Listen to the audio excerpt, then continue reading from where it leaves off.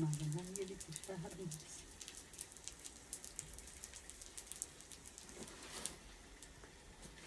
بولونیای گندنه گندنه گندنه گندنه به به به کچولو کچولو کچولو گندنه گندنه کچولو گندنه گندنه گندنه گندنه بولونی گندنه بولونی کچولو گندنه بولونی کچولو گندنه گندنه بولونی کچولو گندنه گندنه گندنه باش که میره چه رقم بگیرم در دستی خود واو علاوه زیاد هست. علاوش واو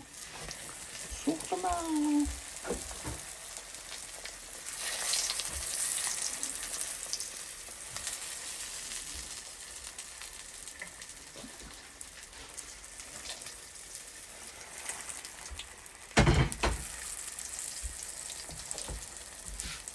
یام کچولو یا مار دوام غلطک یام بولونی یام اینه سرخ کده میری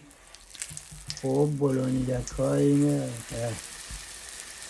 دو ایرو دو ایرو دو ایرو یه خودت فرق کنی. دو ایرو دو ایرو دو ایرو دو ایرو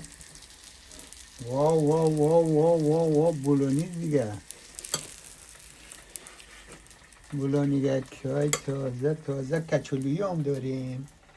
یام کچولویی وطنی عشقی واو واو واو واو واو واو واو واو عشقی بولونی کچولویی بولونی واو واو واو واو واو از اون سونه نگیر کش یک دانه را پرت که ما برم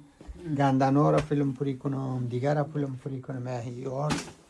او چی یک جایز با خدا که ببینی دیگه دلت تازه میشه مثل بولونی های گندنه‌ای تازه تازه تازه سبزینه تازه